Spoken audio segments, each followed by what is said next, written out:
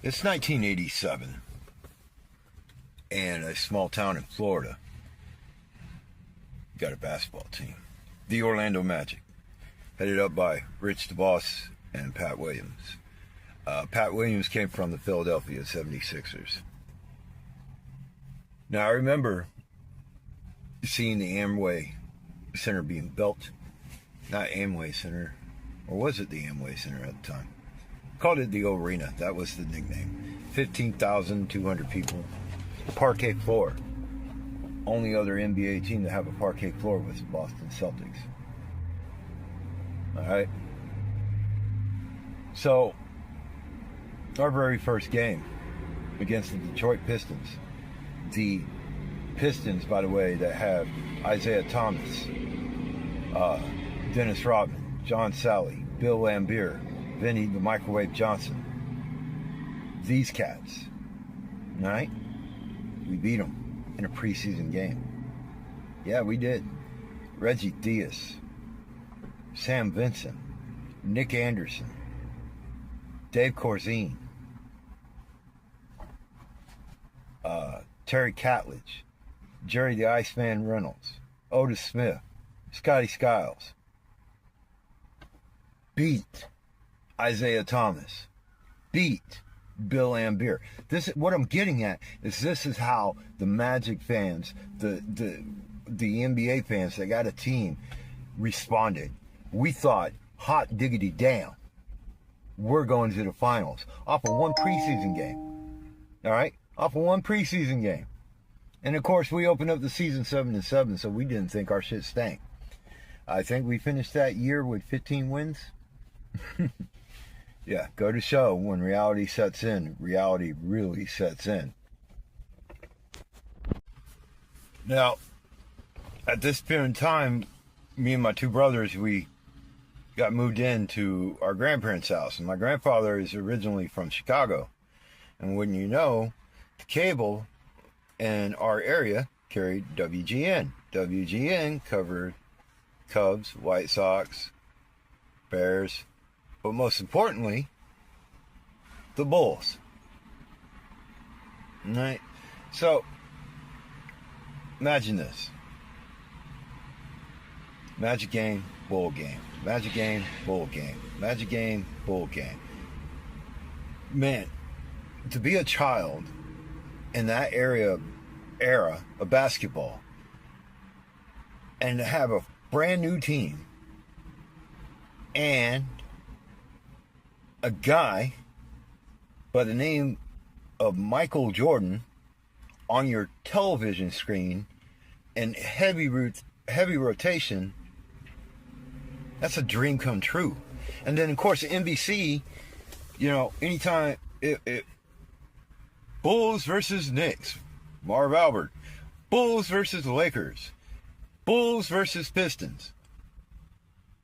All right, so it was Monday through Friday, watching my hometown team, watching the Chicago Bulls. Saturday, the Bulls. Pretty much, that was the basketball schedule. You got to see a West Coast team every so often if they came across the time zone. All right, and so now I'm 14, struggling in high school with kids. I'm tall, lanky. Grandpa and grandma didn't make much money, whatever, and struggling for acceptance because. What is the most important thing in high school? Education? No. Structure? No. Socially accepted by your peers? Absolutely. 110%. That is, in a nutshell, especially back then, the most important thing in high school. All right? Prove me incorrect on that one. Anyways. So, awkward teenage boy starts watching the Bulls, the Magic. All of a sudden, I take an interest in basketball. My grandfather, being the loving man that he is, cheap but loving, built me a basketball goal out of a large beam, a plank, a backboard, and a rim. No cement.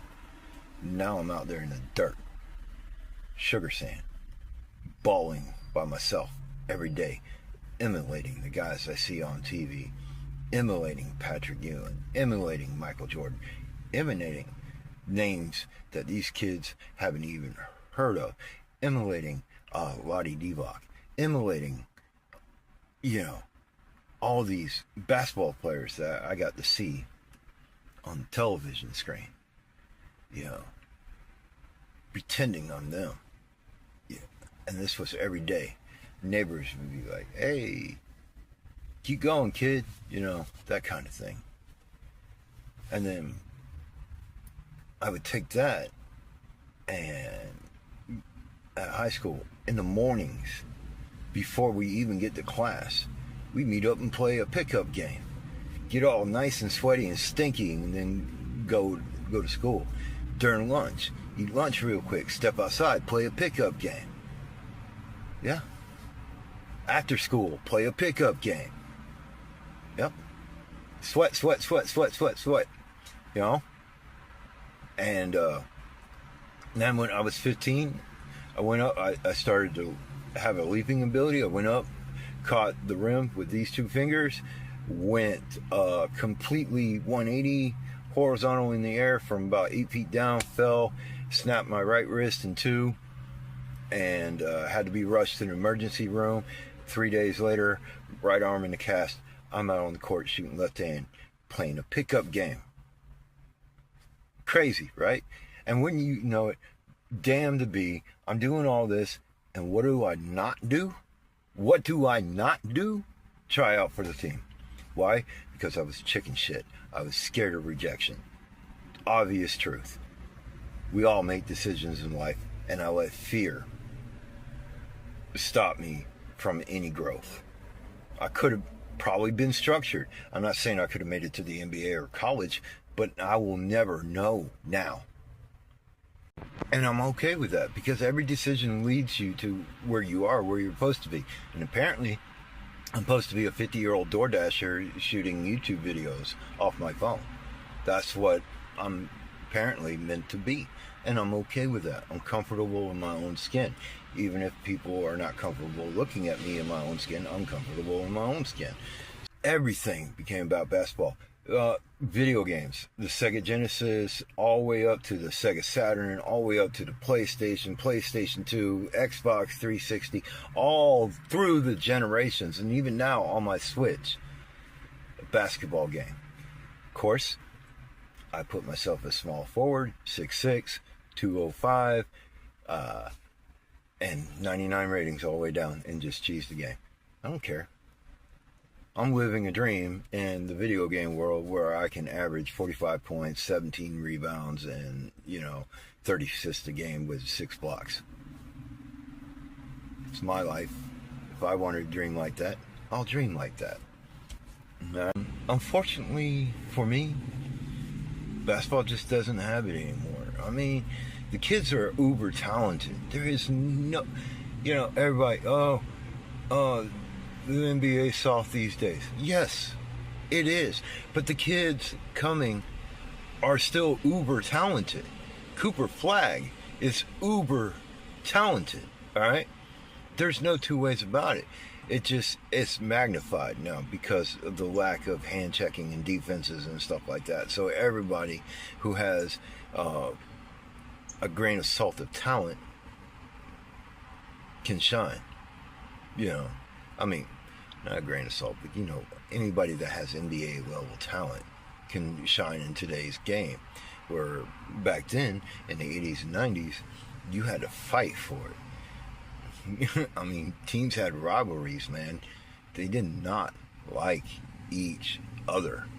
Ask the Bulls and the Pistons how they feel about it. Isaiah and Michael still don't like each other. It's just, that's what they were. They respect each other, but they don't like each other. Anyways, thank you for letting me share this story, and I'll see y'all next time. Peace.